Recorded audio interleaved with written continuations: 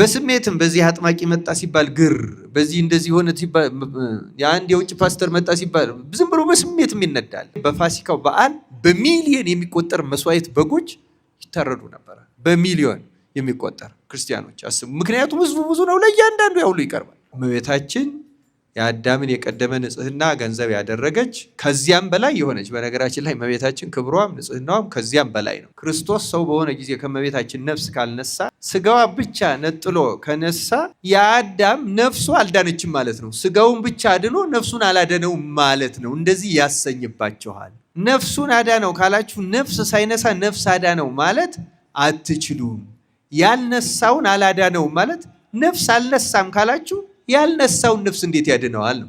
እመቤታችን ንጽሕት ቅድስት ድንግል ማርያም ግን እንደዚህ ሱራፌል በሁለታቸው ክንፋቸው ፊታቸውን በሁለት ክንፋቸው እግራቸውን ሸፍነው ሁለት ክንፋቸውን ዘርግተው በጣም በፍጹም ትህትና ቅዱስ ቅዱስ እያሉ የሚያመሰግኑትን በማህፀኗ የተሸከመች፣ በክንዶቿ የታቀፈች፣ በጀርባዋ ያዘለች፣ ጡቶቿን የድንግልና ወተት ያጠባች፣ አብራ የተሰደደች፣ ከመስቀል ሞቱ ያልተለየች፣ የሰው የባህሪ ድነት ሁሉ ምክንያትና የቆረሰልንን ስጋ ያፈሰሰልን ደም የነሳባት ስጋ ነፍስ የነሳባት ስለሆነች የመጨረሻ ለእግዚአብሔር ቅሩብ ከሆኑት ከኪሩቤልና ከሱራፌል ጋር እንኳን የማይወዳደር ክብር ተሰጥቷታል። በዚህ እመቤታችን የሚያክል የለም።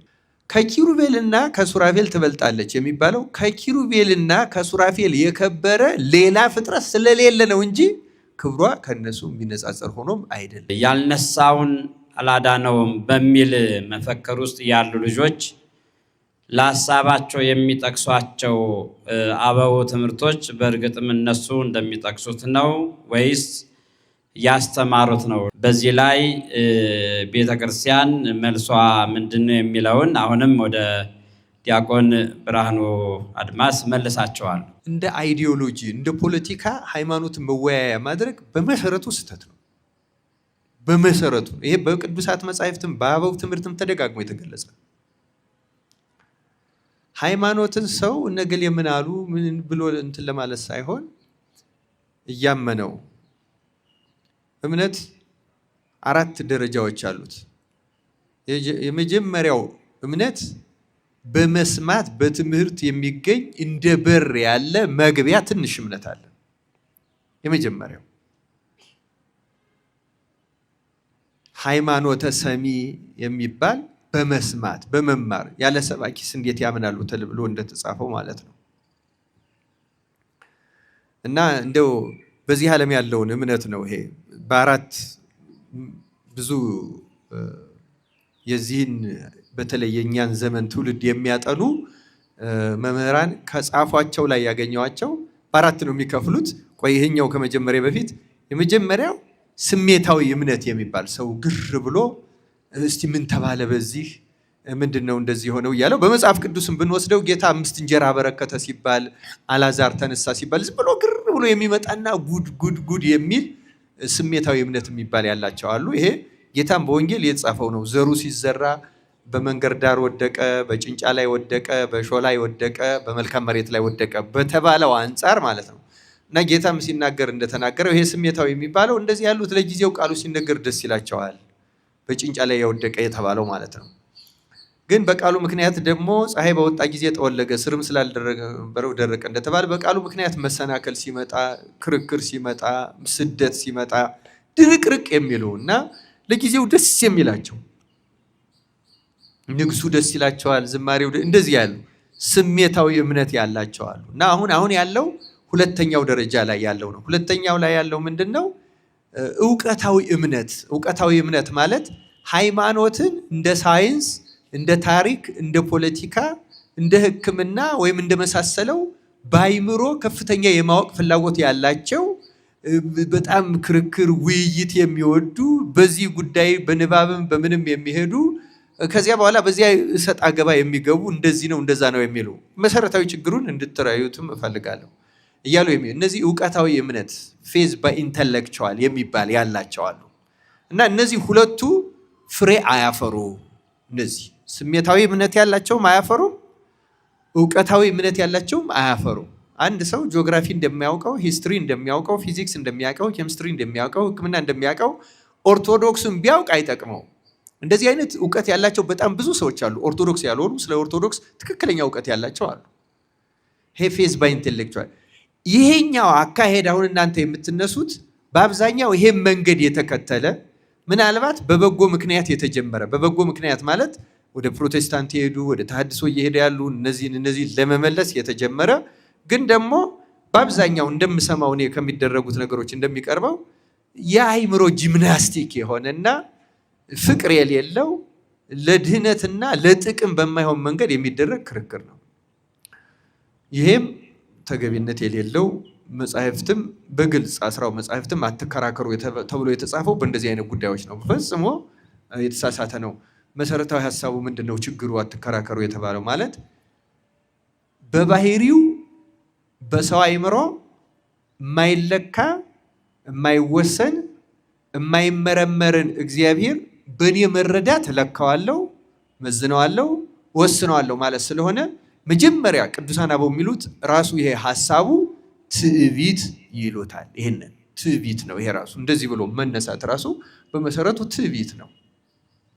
ሃይማኖት በጣም በትህትና በንጽህና በቅድስና በጾም በሱባኤ የሚረዱት ነው እና ሶስተኛውና ጠቃሚው እምነት የመረዳት እምነት የሚባለው የመረዳት እምነት የሚባለው አብዛኛው በመረዳት የተጠቀሙ ሰዎች በመጽሐፍ ቅዱስ ተጽፈዋል፣ ግን ስለ እውቀታቸው ተነግሮ አያውቅም። ለምሳሌ የመቶ አለቃው እምነት ቃል ብቻ ተናገር ብላቴና ይድናል ያለው የሐና 84 ዓመት መበለት ሆና የኖረችው ጌታ በቤተ መቅደስ ሲገባ ስምዖን ሲታቀፈው አይታ ጌታ መሆኑን አውቃ ስለ እርሱ ትንቢት የተናገረችው። እነዚህ ጾመኞች ጸሎተኞች ናቸው። ከእግዚአብሔር ነው የሚገለጥላቸው። ይረዳሉ ማለት በእውቀት ማስረዳት አይችሉም። በአይምሯቸው በልቡናቸው ግን እግዚአብሔር መረዳትን ይሰጣቸዋል። ትክክለኛው እምነት የሚባለው እንዲህ ያለው እምነት ነው። እግዚአብሔር እንዲህ ያለውን እምነት ያደለን። አራተኛውና የመጨረሻው ፍጹም እምነት ነው። ፍጹም እምነት ተአምራት የሚያደርገው ነው። ሶስተኛው እምነት ተአምራት ያስደርጋል። ልክ እንደ መቶ አለቃው ቃል ብቻ ተናገር ብላቴናም ይፈወሳል ሲል ያስደርጋል። አስደራጊ እምነት አለው። አራተኛው የመጨረሻው ሁለተኛው በጣም ከጠቃሚዎቹ ከትክክለኛው እምነት የመጨረሻው ግን የሰናፍጭ ቅንጣት ታክል እምነት ቢኖራችሁ ይህን ተራራ ከዚህ ፍለስ ብትሉት ምን ይሆናል? ይፈሳል። ያደርጋል። የመጨረሻው ያደርጋል፣ የመጀመሪያው ያስደርጋል። የመጀመሪያዎቹ ሁለቱ ያልኳችሁ ግን ምንም አያስገኙም፣ ጥቅምም ረብም የላቸው። ኦርቶዶክሳዊ ክርስቲያኖች በዚያ ውስጥ መግባት የለባቸውም፣ አይመከርም። በስሜትም በዚህ አጥማቂ መጣ ሲባል ግር፣ በዚህ እንደዚህ ሆነ ሲባል የአንድ የውጭ ፓስተር መጣ ሲባል ዝም ብሎ በስሜትም ይነዳል። ይህ ምንም በመጽሐፍ ቅዱስ ለዛ ነው ጌታ እንዴ ጠፋን ስንፈልግህ አድረን ጠፋን፣ እናንተ ጀራ ስለበላችሁ ስለጠገባችሁ ነው የፈልጋችሁ ብሎ ዮሐንስ ወንጌል ላይ ጌታ ገስጿቸዋል። የሚደረገውን እያዩ ስለዚያ በቃ እያደነቁ በዚህ እንዲህ ያለ ሆነ እንደዛ ሆነ። እነዚህ አይነት ሰዎች ምንም ፍሬ የላ አያፈሩ። መቼም አፍርተው በመጽሐፍ ቅዱስም አፍርተው አያውቁም። እናንግስህ እንዳሉት በኋላ በሆሳዕና እናንግስህ እንዳሉት በስቅለት ይሰቀል ያሉት እኮ እነዚህ ስሜት ነው የሚነዳቸው። ሰው የሚለውን ግርግሩን፣ ጩኸቱን፣ ሶሻል ሚዲያውን እንደዛ ነው የሚሰሙ። እንደዚህ አይነት አማኝ እንደው እግዚአብሔር ለኢትዮጵያ ቤተክርስቲያን አያምጣባት ነው የምለው። አልነበራትም፣ ተግባራዊ አማኝ ነው የነበራት። አሁን ግን የሌሎቹ መንፈስ ቀስ እያለ ያልነሳውን አላዳ ነው የሚለው ልጆቹ በምን መንገድ እንደሚከራከሩ ትንሽ እንደው አንዳንድ ሰዎች ከነገሩኝና በጽሁፍ ካየዋቸው ውጭ ብዙ እንትን ነገር የለውም። እንዲህ ያለው ጠለቅ ያለ ረቀቅ ያለ ነው። የኛ ሊቃውንት እነዚህ የኛ የምንላቸው ኢትዮጵያውያን ማለት አይደለም። በነገራችን ዜግነት አይደለም፣ ሃይማኖት ነው የኛ የሚያሰኛቸው። ቅዱስ ኤፍሬም፣ ቅዱስ ያዕቆብም የተጠቀሱት በሙሉ ሌሎቹም ኢትዮጵያውያን ሆነው አይደለም። እነ ጎርጎርዮስም እነ አትናቴዎስም። እኛም በኢትዮጵያዊነት አይደለም የምንጸድቀው፣ ኦርቶዶክሳዊ በመሆን ነው የምንጸድቀው። ክርስቲያኖች እየሰማችሁ ነው አይደለም? ስለዚህ በዚያች በትክክለኛው እምነት ውስጥ ያሉት በሙሉ የኛ አባቶች ናቸው። አባቶቻችን የምንላቸው እነሱ ሁሉ ነው። ከአንዱ ከእግዚአብሔር የተሾሙ ናቸው። ከአንዱ ከእግዚአብሔር የተገለጸላቸው ናቸው። ያንን ነው የሚያስተምሩት። እና በዘመናቸው የተለያዩ መናፍቃን ተነስተው ነበረ። እነዚያ መናፍቃን ብዙ አይነት አስተሳሰብ ስለ እግዚአብሔር በመጨነቅ ማለት ነው፣ ስለ ክርስቶስ በመጨነቅ አንዳንዶቹ እንሳሳት እናጥፋ ብሎ የተሳሳተ የለም። እውነቱ እንደዚያ እያለ አውቆ የጠፋ ሰው የለም። ምናልባት ተጠያቂ ከሆኑ የሚሆኑት አንዳንዶቹ በልህ አልሸነፍም በሚል በውሳጣዊ በማያውቁት ትዕቢት ምክንያት እኔ ያልኩት አንዴ የተናገርኩት በሚል በግትርነት ስህተታቸውን አጉልተው ይሄዱ ሊኖሩ ይችሉ ይሆናል። በመሰረቱ ግን በመሳት ነው። መሳት የሚመነጨው ቅድም ካልኳችሁ ሃይማኖቱን በራስ እውቀት ለመረዳት ከሚደረግ ሙከራ ነው እና ያ ምን ይሆናል? ለምሳሌ ክርስቶስ የተሳሳተ የሆነ እውቀት ሊኖራቸው ይችላል ለምሳሌ እና ያን እውቀት ይኖራቸውና ከዚያ እውቀት ተነስተው እንደዚህ ካልኮ ክርስቶስ እንደዚህ ሊሆንብን ነው ብለው እሱን ነፃ ያወጡ መስሏቸው ሌላ እንደገና የባሰ ነገር ያመጣሉ። ስለዚህ ለምሳሌ በዚያ ዘመን ከነበሩ መናፍቃን አንድ ወገን ክርስቶስ ሰው በሆነ ጊዜ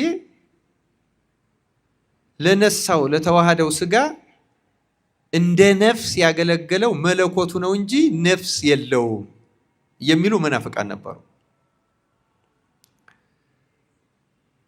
ስለዚህ የኛዎቹ ምናምናቸው አባቶች ሲያስረዱ ነፍስ ከሌለው እኮ አዳም ኃጢአት የሰራ በስጋው ብቻ አይደለም። ዋናው እንዲያውም ኃጢአት የነፍስ ግብር ነው። የነፍስና የስጋ ተዋህዶ ነው ኃጢአት ይሰራ ነው አይደለም። ስለዚህ ነፍስ ካልነሳ ክርስቶስ ሰው በሆነ ጊዜ ከመቤታችን ነፍስ ካልነሳ ስጋዋ ብቻ ነጥሎ ከነሳ የአዳም ነፍሱ አልዳነችም ማለት ነው። ስጋውን ብቻ አድኖ ነፍሱን አላደነው ማለት ነው። እንደዚህ ያሰኝባችኋል። ነፍሱን አዳነው ካላችሁ ነፍስ ሳይነሳ ነፍስ አዳነው ማለት አትችሉም። ያልነሳውን አላዳነው ማለት ነፍስ አልነሳም ካላችሁ ያልነሳውን ነፍስ እንዴት ያድነዋል ነው። ሳይነሳ ማዳን ይችላል ካልክ እንግዲህ ድሮውን ስጋንስ መንሳት ለምን አስፈለገው? ስለማይችል እኮ አይደለም ስጋና ነፍስ የነሳው። ስጋና ነፍስ የነሳው ስለማይችል ሳይሆን ሰው ሳይሆን ከሰማይ ሰማያት ሳይወርድ ከቅድስት ድንግል ሳይወለድ ማዳን ስለማይችል አይደለም። የወረደው የተወለደው እኛን ሆኖ የእኛን ካሳ ከፍሎ ለማዳን ነው። ለምን ሰው ሆነ? በምስጢረ ሥጋዌ የምትማሩት ትምህርት ነው። ስለዚህ ያልነሳውን አላዳነው ማለት ነፍስን ሊያድን የሚችል ነፍስን ነስቶ ነው። ነፍስን ሳይነሳ ስጋንም ነፍስንም ሊያድን አይችልም። ደግሞ ሌሎቹ ስጋውንም ቢሆን ከሰማይ ነው ያመጣው የሚሉ ስለነበሩ በእመቤታችን ማህፀን ልክ ውሃ በቧንቧ እንደሚያልፈው ዳዊት በማህደር እንደሚያድረው አደረባት ቆየባት እንጂ ስጋው ነፍሱ ከሷ አይደለም ስለሚሉ እነዚህንና እኒህን የመሰሉ ጥያቄዎች ይዘው ለመጡ መናፍቃን ለመስጠት ነው ያልነሳውን አላዳነው ያሉት። ከዚያ በኋላ ደግሞ ይህን ይዞ ሌሎች ሰዎች ሌላ ቢያስቡ የሚገርም አይደለም፣ የሚጠበቅ ነው። ግን ይሄን በማጋጋል በማራገብ አይደለም፣ ቀስ አድርጎ በማዳመጥ እንደ ሳይንስ እንደምን በክርክር አይደለም፣ በማስተማር በማረጋጋት የሚመለስ ነው እና በደንብ አራበቅሎ ቃጭል ተጨምሮ የሚባል አባባል አለ። በመሰረታዊ ስህተት ላይ ሌላ ስህተቱን የሚያባብስ ግርግር መጨመር የበለጠ የራሳችን ወንድሞች እህቶች ለመጉዳት የሚደረግ ጥረት ነው እንጂ የሚጠቅም የሚያንጽ አይደለም። ሃይማኖት በፍቅር ነው የሚሰጠው እንትን የሚለው እና ከዚህ በላይ በመሰረታዊ ሀሳቡን ከያዛችሁት እዚህ እኛ የምንከራከርበት ጉዳይ አይደለም። እንዲሁ ምንድን ነው ሀሳቡ ከተጠየቀ አይቀር እኔ እንዲሁ መሰረታዊ ሀሳቡ ምን ማለት ነው፣ ያልነሳውን አላዳነው ምን ማለት ነው የሚለውን ሀሳብ በሁለት መንገድ እንድትይዙት ነው። አንደኛ ክርስቶስ ሰውን ለማዳን የሰውን ነፍስንም ስጋንም ነስቷል ለማለት ነው። ምን ማለት ነው? በተዋህዶ የተገለጠው ስጋ ከሌላ ፍጥረት የመጣ ለማዳን ተብሎ የተፈጠረ ከአዳም ያልሆነ አይደለም። ወይም ደግሞ ስጋን ብቻ ነስቶ ነፍስን ያልነሳ አይደለም። ነፍስንም ስጋንም ከንጽሕት ቅድስት ድንግል ማርያም ነስቷል። የተዋሃደው የእኛን ስጋ ነው። ቅዱስ ጳውሎስ ዕብራውያን መልእክቱ ምዕራፍ 2 ላይ የያዘው የአብርሃምን ዘር ነው ብሎ በግልጽ የዳዊት ልጅ የአብርሃም ልጅ እየተባለ ነው። እንዲሁም ጌታ ሲጠራ ወልደ እጓለ እመሕያው የሰው ልጅ መጽሐፍ ቅዱስ በሙሉ የሚናገረው ነው።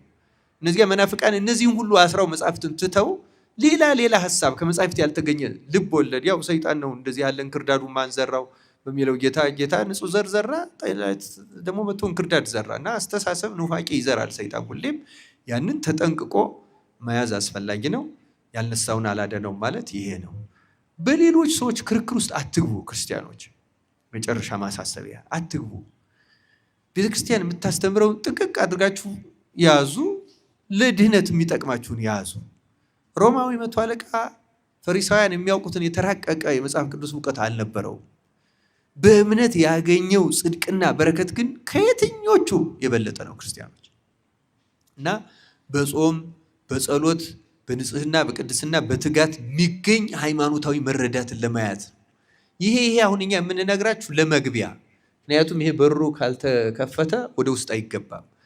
ያችን ያህል ሃይማኖተ ሰሚ እቺ የመጀመሪያዋ ቅድም ያልኳችሁ የመጀመሪያዋ ናት እንጂ ከዚህ በኋላ የሚቀጥለው ቅድም በነገርኳችሁ ሁለቱ ላይ ይሄ መረዳትና ፍጹም እምነት ያልኳችሁ መግቢያዎቹ መግቢያው አንድ ነው፣ መስማት ነው። ከዚያ በኋላ ግን ሃይማኖተ ርእይ ማለት በመገለጥ ያ መገለጥ ህልም ራእይ አይታችሁ አይደለም። በንጽህና ስትኖሩ ያን የመጻሕፍትን ቃል መረዳት እግዚአብሔር ለእናንተ ይሰጣቸዋል። ሐዋርያት ሥራ ላይ እንደተጻፈ ቅዱስ ጳውሎስ እንዳለው ለአሕዛብም እግዚአብሔር የሃይማኖትን ደጅ ከፈተላቸው ይላል። ያንን ደጅ እግዚአብሔር ለሁላችን ይክፈትልን። መለመን ያለብን ያ እንዲከፈትልን ነው እንጂ እነማን ምን አሉ ብሎ የክርክር አጀንዳ ውስጥ መፍሰስ አይደለም። ክርስቲያኖች ልክ ልድያ ልቧን ከፈተላት እንደምንለው የእሷን ልብ እንደከፈት የኛን ክፈት የሚል መዝሙር አለ አይደለም? የሚጠየቀው ያ ነው። ሃይማኖተ ርእይ የሚባለው ቁጭ ብለው ሲሰሙ አይምሯቸው ይከፈትላቸዋል። መከፈት መዘጋቱን እኮ አያውቁትም፣ ግን ይከፈትላቸዋል፣ ይሰጣቸዋል። ያ ሃይማኖተ ርእይ ይባላል። እያስቀደሱ ወንጌል ሲነበብ ይገለጽላቸዋል። ጳውሎስ ሲነበብ ይገለጽላቸዋል። ሃይማኖተ አበው ሲነበብ ይገለጽላቸዋል። ፍሬ ቅዳሴው እየተጸለየ ይገለጽላቸዋል። እየጸለዩ የጸሎት መጽሐፍ ይዘው ዳዊት እየደገሙ ውዳሴ ማርያም፣ መልክአ ማርያም፣ መልክአ ኢየሱስ፣ ሌላም ጸሎት በተለይ እንደ ውዳሴ አምላክ ያለውን የንስሐ ጸሎቶች እንደ ኪዳን እንደ ትምህርተ ኅቡዓት ያለውን እየጸለዩ ይገለጽላቸዋል። ይሄ ሃይማኖተ ርእይ ይባላል። እግዚአብሔር የገለጠው በዘመናት ሃይማኖት ጸንቶ የኖረው በዚህ ነው። በዚህ ጸንተ እንድንኖር አምላካችን እግዚአብሔር ይርዳል። የቅዱሳን መላእክት የስልጣን ተዋረድ እንዴት ነው? ከሱራፌልና ከኪሩቤል ማን ይበልጣል? እመቤታችንስ ከሱራፌልና ከኪሩቤል ትበልጣለች ስንል ምን ማለታችን ነው? ይህንን ቢያብራሩልን ይላል። ወደ መምህር ዲያቆን ብርሃኑ አድማስ። እንዳትታዘቡኝና እንደዚህ አይነት ጥያቄዎች እኔ በጣም ይገርሙኛል። ለምንድን ነው የሚገርሙኝ? እንደው በቃ እንደው የስልጣን ነገር እንደው ሰውን ቁርቁር ያደርገዋል ይመስለኛል። አሁን ማንስ ቢበልጣው እንደው ምን ያደርግልናል? አሁን ሱራፌል ቢበልጥ፣ ኪሩቤል፣ ገብርኤል ቢበልጥ፣ ገሩፋኤል ቢበልጥ ምንድን ነው እኛ የምናገኘው? እና አንዳንድ ጥያቄ እና አንዳንድ ጊዜ በዚህ ብዙ ባትደክሙ ጥሩ ነው ብዬ ነው የማስበው። ለማንኛውም ሱራፌል፣ ኪሩቤል 9 ነገደ መላእክት በሶስት አድርገው ይገልጻሉ ሊቃውንቱ። ግን ከአንዳንድ ቦታ አሁን ስታነቡ የተለያየ ነገር ልታገኙ ትችላላችሁ። የተለያዩ ማለት አንዳንድ ቦታ ኪሩቤልን አስቀድመው፣ አንዳንድ ቦታ ሱራፌልን አስቀድመው ታገኙ ትችላላችሁ። እና የትኛውም ቢቀድም ምንም ችግር የለው። ምናልባት እኔ ከዚህ ጥያቄ ውስጥ አስፈላጊ ጥያቄ አድርጌ የምወስደው እመቤታችን ከሱራፌልና ከኪሩቤል ትበልጣለች ሲባል ምን ማለት ነው የሚለው ነው። አንደኛ በስነ ፍጥረት ሰው ከመላእክትም የከበረ ነው። በትምህርታችን ሰው እንዳለበት ባህሪያችን በጣም የከበረ ነው። ምክንያቱም ሰው መላእክት ከሚታወቁባቸው ሁለቱን የነዛ ተቃራኒ የሆኑ ደግሞ ከእንስሳት ሁለቱን የያዘ ነው። እንደ እንስሳት በኃይለ ዘር ይራባል፣ መዋቲ ነው፣ ሟች ነው። ግን ደግሞ እንደ መላእክት ሕያው ነው። እንደ መላእክት ሕያው ነው። እንደ እንስሳት በኃይለ ዘር በፍትወት ይኖራል። እንደ መላእክት ደግሞ አዋቂ ነው። ከሰው በቀር የመላእክትንም የእንስሳትንም የያዘ ስለሌለ በአጠቃላይ የሰው ልጅ ከፍጥረት ሁሉ የከበረ ነው። ከፍጥረት ሁሉ ምን ያለ ነው? መልሱልኝ። የከበረ ነው። ሆኖም በኃጢአት ምክንያት ደግሞ በድቀት ምክንያት ራሱን አጎስቁሎ አዋርዶ ኖሯል። በዚያ በወረደበት በጎሰቆለበትና በተዋረደበት ዓለም ግን የባህሪያችን መመኪያ የምንላት ለሱ ለአዳምና ለዘሩ መመኪያ የሆነች እመቤታችን ቅድስት ድንግል ማርያም መጥታለች። እመቤታችን የአዳምን የቀደመ ንጽህና ገንዘብ ያደረገች ከዚያም በላይ የሆነች፣ በነገራችን ላይ እመቤታችን ክብሯም ንጽህናዋም ከዚያም በላይ ነው። በጸጋ የተጨመረላት አለ። ምልዕተ ጸጋ እንዳለው ቅዱስ ገብርኤል በጣም ፍጽምት ምልዕተ ጸጋ ናት። በጣም የከበረች ናት እና ከመላእክትም ሁሉ ትበልጣለች፣ ትከብራለች። ግን ደግሞ ከመላእክት በላይ በምንም መንገድ ትከብራለች የምንለው ሱራፌልና ኪሩቤል እንደው ለማስተማር የምንገልጽባቸው አሉ። አንደኛ ኪሩቤል ጸወርተ መንበር መንበሩን የተሸከሙ እግዚአብሔር አንድ ቦታ ቁጭ ብሎ እንደዛ የሚሸከሙት ሆኖ አይደለም። ክብራቸውን ለመናገር ቅርበታቸውን ለመናገር የተሰጣቸውን ልዕልና ለመናገር ነው እና መንበሩን ይሸከማሉ። ሱራፌል አጠንተ መንበር መንበሩን ልክ አሁን አባታችን የሚያጥኑ ይህን ያክል ቅሩብ ናቸው። በእግዚአብሔርም በባህሪው ሊመረምሩት አይችሉም። እንደተጻፈው ሱራፌል በሁለት ክንፋቸው ፊታቸውን በሁለት ክንፋቸው እግራቸውን ሸፍነው በሁለት ክንፋቸው እየበረሩ ያመሰግናል። ወደ ባህሪው ቀና አይሉም፣ አይመረምሩትም። እመቤታችን ንጽሕት ቅድስት ድንግል ማርያም ግን እንደዚህ ሱራፌል በሁለታቸው ክንፋቸው ፊታቸውን በሁለት ክንፋቸው እግራቸውን ሸፍነው ሁለት ክንፋቸውን ዘርግተው በጣም በፍጹም ትህትና ቅዱስ ቅዱስ እያሉ የሚያመሰግኑትን በማህፀኗ የተሸከመች በክንዶቿ የታቀፈች በጀርባዋ ያዘለች ጡቶቿን የድንግልና ወተት ያጠባች አብራ የተሰደደች ከመስቀል ሞቱ ያልተለየች የሰው የባህሪ ድነት ሁሉ ምክንያትና የቆረሰልንን ስጋ ያፈሰሰልን ደም የነሳባት ስጋ ነፍስ የነሳባት ስለሆነች የመጨረሻ ለእግዚአብሔር ቅሩብ ከሆኑት ከኪሩቤልና ከሱራፌል ጋር እንኳን የማይወዳደር ክብር ተሰጥቷታል። በዚህ እመቤታችን የሚያክል የለም። ከኪሩቤልና ከሱራፌል ትበልጣለች የሚባለው ከኪሩቤልና ከሱራፌል የከበረ ሌላ ፍጥረት ስለሌለ ነው እንጂ ክብሯ ከነሱ የሚነጻጸር ሆኖም አይደለም። ክርስቲያኖች ግን ከዚያ በላይ የምናውቀው በእግዚአብሔር ዘንድ ያለ ፍጥረት የሆነ የከበረ እግዚአብሔር ያቀረበው ከነሱ የሚበልጥ የለም። መጽሐፍ አስቴር ላይ የንጉስ አርጤክስ ጃንደረቦች የሚባሉ አሉ። እነዚያ ጃንደረቦች ከእሱ ንጉሱ ከሚቀመጥበት ጽርሐ ንጉስ ውስጥ ብቸኛ የሚገቡት ሳይጠሩ እነሱ ናቸው በአንድ የሚላላኩ እና እነዚያ የኪሩቤልና የሱራፌል ምሳሌዎች ናቸው። እና ለእግዚአብሔር ዙፋን ከነሱ በላይ የሚቀርብ ወይም ለመንግስቱ ዙፋን ስንል ይሄ በአይነ ህሊናችን የነገስት መቀመጫ ወይም የመሪዎችን ስለምናይ እንደዛ ያለ አለ ማለት አይደለም። የባህሪው ክብር ማለት ነው። ያን ወደዚያ የባህሪው ክብር የመጨረሻ የሚጠጉ ኪሩቤልና ሱራፌል ናቸው። ከነሱ ያን ክብር ለመረዳት የቀረበ የለም። ከነሱ በላይ የተጠጋች ግን እመቤታችን ናት።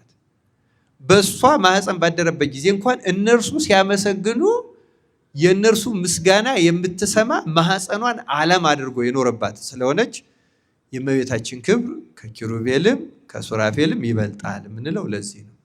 ለምሳሌ እኛ ሰማይ ዝቅ ምድር ከፍ ቢል ስንል ምን ማለት ነው? ከዚህ ውጭ የምናውቀው የምንኖርበት ዓለምን የሚወስዱ እስከ ሰማይና ከምድር ውጭ አለ? ምድር እዚህ ላይ ነው፣ ሰማይ እዚህ ላይ ነው የምንለው የለም። የመጨረሻው መናገር ነው። እመቤታችንም ከኪሩቤልና ከሱራፌል ትበልጣለች ስንል የመጨረሻው ለእግዚአብሔር የባህሪ ክብር ቅርብ ከሆኑት እሷ አቅርቦ ከሰጣቸው ከነሱ ሁሉ ትበልጣለች። ፍቅሯ ይደርብን እግዚአብሔር። በብሉይ ኪዳን የነበረው መስዋዕት መሰዊያ እንዲሁም ሊቀ ካህን ከአዲስ ኪዳኑ መስዋዕት መሰዊያና ሊቀ ካህን በምን ይለያል የሚል ነው። ከዚሁ ጋር አንድ ላይ አንዳንዶች ቅዱስ ጳውሎስን ባለመረዳት ጸጋው አድኖናል፣ ምንም አይነት ስራ አያስፈልገንም፣ ድነታችን ተፈጽሟል ሲሉ እንሰማለን። በእውኑ ቅዱስ ጳውሎስ እያለ ያለው ይህንን ነው ወይስ ሌላ ነው የሚል ነው። ይህንን መምህራችን ዲያቆን ብርሃኑ ይመልሱልናል። እግዚአብሔር ይመስገን። ብዙ ጊዜ የሰማችሁት ይመስለኛል። ባጭሩ ነው የምመልሰው። የብሉይ ኪዳን ካህን ከሌዋውያን ወገን የሆነ ራሱ በኃጢአት የተያዘ ስለ ራሱ ኃጢአትም ንስሐ የሚገባ ስለ ራሱ ኃጢአትም መስዋዕት የሚሰዋ ደካማ ሟች ሲሞት በሱ ምትክ ሌላ ሰው የሚተካበት ነው። የሐዲስ ኪዳኑ አማናዊ ሊቀ ካህናት ግን ኢየሱስ ክርስቶስ ነው። ስልጣኑ የባህሪው ነው። ከማንም አልተቀበለውም። ሊቀ ሊቃውንት አሁን እንደነገሩልን ዓለምን ያዳነበት ጥበቡ የሚባለው ትህትናው ነው። እውነቱ ጥበብ የሚባለው ትህትና ነው። ምንም አንዴ እኮ ዳን ብሎ ማዳን ይችላል። ምንም ለሁሉ ጠውረዳ ካህሊ ነው። ሲፈጥር በካህሊነቱ ነው። ሲያድን ግን በትህትና ነው። እኛን መስሎ ነው እና እኛም መስሎ ራሱ መስዋዕት አድርጎ የሐዲስ ኪዳን መስዋዕታችን እሱ ራሱ ኢየሱስ ክርስቶስ ነው። ራሱን የሰዋበት መሰዊያ ደግሞ መስቀል ነው። መስቀል ላይ ነው የተሰቀለው። ስለዚህ የብሉይና የሐዲሱን ልናነጻጽራቸው አንችልም። በእውነቱ እንደው ያንን ከማነጻጸር ፀሐይን ከአንዲት ትንሽ ሻማ ጋር ማነጻጸር በጣም ቀላል ነው። የማይነጻጸር የማይባል ለማሳየትም የሚከብድ ነገር ነው እና ክርስቲያኖች አማናዊ መስዋዕታችን ክርስቶስ ነው። አማናዊ ሊቀ ካህናታችን ክርስቶስ ነው። አሁን ካህናት ሲናዝዙ አትሰማቸው? ይፍታ ይድግ ወይስራይ ብለው ምንድን ነው የሚለው? እግዚእነ አምላክነ መድኃኒነ ኢየሱስ ክርስቶስ ሊቀ ካህናት ሠራይ ኃጢአት ወደምሳ ሲያበሳ አይደለም የሚሉት ነው አይደለም? ስለዚህ ሊቀ ካህናቱ ኢየሱስ ክርስቶስ ነው። ሁሉ ጳጳሱን ቢናዝዝ ይሄ ነው። ፓትርያርኩ ቢናዝዝ ይሄ ነው። ቄሱ ቢናዝዝ ይሄ ነው። ሊቀ ካህናቱ ኢየሱስ ክርስቶስ ብቻ ነው። ይሄ ያለቀ ነው። ሊቀ ካህናት በብሉይ ኪዳን በዓመት አንድ ጊዜ ቅድስተ ቅዱሳን ገብቶ የደህንነት መስዋዕት ያቀርብ ነበረ። ያ ምሳሌ ነው። ማንን ለማመልከት? ክርስቶስ አንድ ጊዜ በመስቀል ላይ ራሱን አቀረበ፣ ዓለምን አዳነ። ከዚያ በኋላ በቅዳሴው ከስጋው ደግሞ እንካፈላለን፣ በጥምቀት ከሞቱ እንሳተፋለን፣ ከትንሳኤው እንሳተፋለን እንጂ እንደ አዲስ የሚቀርብ መስዋዕት የለም። አንድ ይዘግቶታል። በብሉይ ኪዳን ግን መስዋዕቱ የዕለት አለ። የዕለትም ሁለት ነው። ጧት አንዳለ፣ ማታ አንዳለ። ከዛ የሰንበት ተጨማሪ 3 እንስሳ አለ። ከዛ የሰርቀ ወርህ አለ። ከዛ የዓመት በዓላት አለ። ለምሳሌ በአንዱ በዓል ክርስቶስ በመጣበት ጊዜ በፋሲካው በዓል በሚሊዮን የሚቆጠር መስዋዕት በጎች ይታረዱ ነበር። በሚሊዮን የሚቆጠር ክርስቲያኖች አስቡ። ምክንያቱም ህዝቡ ብዙ ነው። ለእያንዳንዱ ያውሉ ይቀርባል። ፋሲካው በግ በየቤቱ ነው የሚገባው። ሚሊዮን ቤተሰብ አለ ማለት ሚሊዮን መስዋዕት ያስፈልጋል ማለት። ክርስቶስ ግን አንድ ጊዜ ስለ ሁላችን ነው የተሰዋው እና ይሄ ምንም የሚነጻጸር ነገር አይደለም። በዚህ ብንይዘው ግን ሁሌ በየዕለቱ የሚሰጠው ትምህርት እኮ ይሄ ነው። በእውነቱ ቤተክርስቲያን የምትመሰክረው ይሄን ነው። ንዚህኑ ሞተከ ነው የምትለው ቅዳሴዋም ላይ ሌላ ነገር የለም። በእውነቱ ምንም ሌላ ነገር የለንም። ይሄ መሰረታዊ ነገር ነው። ይሄ በጸጋው ድነናል የሚለው የሚያነሳችሁት ሰፊ ጉዳይ ነው። እንደው በየዩቲዩብ ብትገቡ ሰፊ ትምህርት የተሰጠበት ነው። እኔም በጸጋው መዳን ብዬ አስተምሬያለሁ። እዚያ ላይ ልታዩት ትችላላችሁ። ፕሮቴስታንቶች የዚህ ግራ መጋባት አለባቸው። የዳን ነው እናንተም ግልጽ መሆን አለበት። ሁላችን የሰው ልጅ የዳነው በክርስቶስ ጸጋ ነው። በምንድን ነው የዳነው? በክርስቶስ ጸጋ ነው የዳነው። ጸጋው ምንድን ነው ብሎ ግን መጠየቅ ነው። ጸጋ እንዴት ነው የምናገኘው? ያን ጸጋ ለማግኘት ክርስቶስ የሰጠው ትእዛዝ አለ እኮ። እኛ አይደለም እኮ ያልነው፣ ክርስቶስ እኮ ነው። አጫጭር ነገር ላንሳ። እንዲያው አሁን ደጋግሞ ክርስቶስ የመሰለው ለምሳሌ የ10ሩ ደናግል ምሳሌ፣ 5ቱ ልባሞች፣ 5ቱ ሰነፎች። ልባሞቹ ዘይትም ይዘዋል፣ ሰነፎቹ ግን መብራት ይዘው ዘይት አልያዙ። ምንድን ነው ያ? ጌታ ሲመጣ በቀኝ የቆሙት እናንተ ስራብ ያበላችሁ፣ እነዚህ በሙሉ ጸጋ የምናገኝባቸው ስራዎች ናቸው። ቅዱስ ጳውሎስ በስራ አይደለም ያለው ምኑን ነው ካላችሁ፣ የህግ ስራ። የትኛው የህግ ስራ? የህግ ስራ የሚባለው በኦሪት የነበረው ለመንጻት፣ ምሳሌ የእግዚአብሔር ልጅ ለመባል መገዘር። በዚህ አልዳንም እኛ፣ በህግ ስራ አልዳንም። ለእያንዳንዱ ኃጢአት የበግ መስዋዕት፣ የፍየል መስዋዕት፣ የርግብ እና የዋኖስ ግልገል፣ የቂጣ የእህል ቁርባን፣ እንደዚህ አይነት የህግ ስራ አንሰራም እኛ። እኛ የምንሰራው ጸጋውን ለማግኘት ክርስቶስ የሰጠውን የእምነት ስራ ነው። የእምነት ስራና የህግ ስራ የተለያዩ ናቸው። የህግ ስራ ህግ የሚባለው ብሉይ ኪዳን ነው፣ የዚያ ስራ አለ። እኛ ግን በእምነት በክርስቶስ በጸጋ በክርስቶስ ነው የምንድነው። ያን ጸጋ ለማግኘት የተሰጡ የእምነት ስራዎች አሉ። ምሳሌ ያመነ የተጠመቀ ይድናል ይላል። መጠመቅ እኮ ስራ ነው፣ የእምነት ስራ ነው። መቁረብ የእምነት ስራ ነው። ነዳያንም ማብላት የእምነት ስራ ነው። መጾም መጸለይ የእምነት ስራ ነው። እንዲህ ያለው እምነት ለምሳሌ አጋንንት ከጾምና ከጸሎት ውጭ አይወጣም አላቸው። ሰው መጾም መጸለያ ይሄ እኮ የእምነት ስራ። በህግ ስራ ግን መስዋዕት በመሰዋት ደም በመርጨት ግዝረት በመገዘር ተናጽሆ በመፈጸም እንድናለን ብለን ግን አናስተምርም። እያስተዋላችሁ ስለዚህ ብዙ መጻሕፍት ተጽፈዋል፣ ብዙ ትምህርቶች ተሰጥተዋል። እነሱን እየሰማን ሃይማኖት ለመጠበቅ በምግባር ለመጽናት ያብቃን። ይቆየን። ወስብሐት ለእግዚአብሔር።